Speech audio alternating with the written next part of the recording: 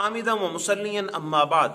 معجم طبرانی کے اندر ہے کہ صدیق اکبر رضی اللہ عنہ کے دور خلافت میں صحابہ کرام نے نبوت کے جھوٹے مدعی مسیلمہ کذاب کے خلاف جنگ یمامہ لڑی اور اس کے اندر بہت سارے صحابہ کرام شہید ہو گئے۔ ان میں سے ایک ثابت بن قیس رضی اللہ عنہ کی ذات بھی تھی جو اس جنگ کے اندر شہید ہوئی۔ انہوں نے اپنی شہادت کے ایک دن بعد مسلمان ایک فوجی کے خواب کے اندر آ کر یہ بات کہی کہ کل جب میں شہید ہوا ہوں تو فلاں شخص جو مسلمان فوج ہی کا حصہ ہے میرے پاس سے گزرا اور میری زرہ کو اتار کر لے گیا ہے۔ اس کا خیمہ فلاں جگہ پر نصب ہے اور اس کی نشانی یہ ہے کہ اس کے خیمے کے باہر گھوڑا بندھا ہوا ہے، اور اتنی تفصیل بیان کر دی کہ کہا کہ جب تم اس کے اندر جاؤ گے تو دیکھنا کہ ایک کپڑے کے نیچے میری زرہ رکھی ہوئی ہے، اس کو وہاں سے اٹھانا اور مدینہ کے اندر موجود امیر المومنین جناب صدیق اکبر رضی اللہ عنہ کی بارگاہ میں پیش کر دینا اور ان سے یہ کہنا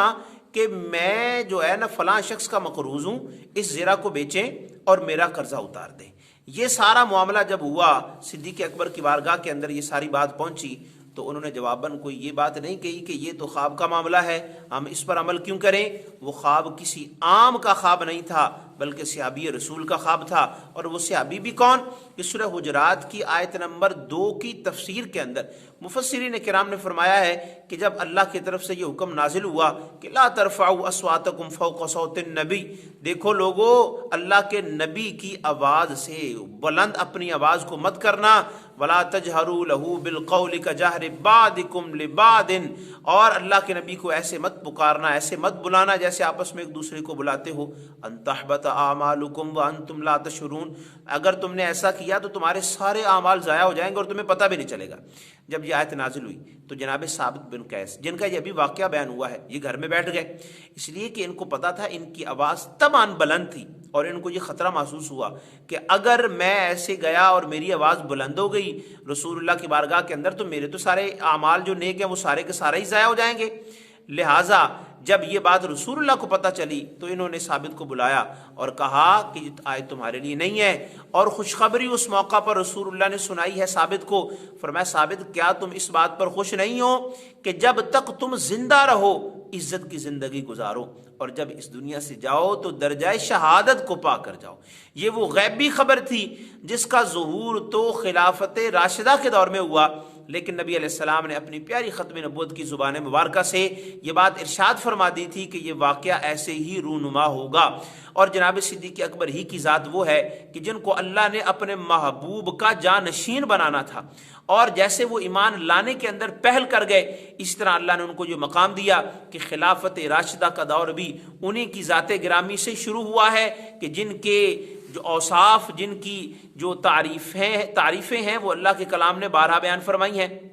جیسا کہ سورۃ توبہ کی آیت نمبر 40 ہے جس کے اندر اللہ کے کلام نے وہ ہجرت کا سارا منظر بیان کیا ہے کہ کس طرح اللہ کے رسول جناب صدیق کے ساتھ غار ثور کے اندر موجود تھے اور ان کو کہہ رہے تھے لا تحزن ان اللہ معنا، تم نے خوف نہیں کھانا، یقیناً اللہ ہمارے ساتھ ہے۔ اور اس موقع کی جو منظر کشی حضور سیدی اعلیٰ حضرت نے فرمائی ہے اپنے کلام کے اندر وہ یہ ہے کہ ایک موقع تو یہ تھا کہ جناب علی بیٹھے ہوئے تھے اور ان کی گود کے اندر امام الانبیاء کا سر تھا، اور انہوں نے ادب مصطفیٰ کو ملوز رکھتے ہوئے اپنی فرض نماز کو قضا کر لیا۔ اور کون سی نماز؟ جو اللہ کے کلام نے فرمایا حافظوا علی الصلوات والصلاۃ الوسطیٰ، اپنی نمازوں کی حفاظت کرو اور خصوصاً عصر کی نماز کی حفاظت کرو جو بہترین نماز ہے، درمیان والی نماز ہے۔ تو اعلیٰ حضرت نے فرمایا کہ مولا علی نے واری تیری نیند پر نماز، وہ بھی عصر، سب سے جو اعلیٰ خطر کی ہے، والصلاۃ الوسطیٰ کا ترجمہ کیا۔ اور کہتے ہیں کہ صدیق کی شان پھر کتنی بلند ہے کہ صدیق بلکہ غار میں جان ان پہ دے چکے۔ اگر علی نے نماز جو فرض تھی وہ قربان کی ہے تو صدیق کی شان یہ ہے کہ انہوں نے سانپ کے زہر کو برداشت کر کے اپنی جان کا جو نذرانہ ہے وہ اپنی طرف سے تو پیش کر دیا تھا، اور حفظ جان تو جان فروغ غرر کی ہے۔ نماز پڑھنا تو فرض ہے لیکن اس سے بڑا فرض یہ ہے کہ انسان اپنی جان کی حفاظت کرے، اور جناب صدیق نے اپنی جان کی بھی حفاظت نہیں کی۔ اور اعلیٰ حضرت فرماتے ہیں کہ تو نے انہیں پھیر دی نماز پر تو وہ تو کر چکے تھے جو کرنی بشر کی ہے، یعنی انہوں نے تو اپنی طرف سے، ایک نے نماز قربان کر دی، ایک نے جان قربان کر دی، لیکن یہ حضور آپ کی شفقت ہے کہ ایک کو آپ نے نماز لوٹا دی، جنہوں نے نماز قربان کی تھی، اور جنہوں نے جان آپ کی ذات پر نچھاور کی تھی ان کو آپ نے جان واپس کر دی۔ تو ثابت کیا ہوا؟ وہ کہتے ہیں کہ ثابت ہوا کہ جملہ فرائض فروع ہیں، اصل الاصول بندگی استاج ور کی ہے کہ یہ رسول اللہ کی جب ذات گرامی کا معاملہ آ جائے تو یہ جتنے بھی فرائض ہیں، وہ چاہے نماز جیسا فرض ہو یا جان بچانے جیسا فرض ہو، وہ نفل ہو جاتا ہے، اور حضور کی بارگاہ کی جو اطاعت ہے وہ سب سے بڑا فرض بن جاتی ہے۔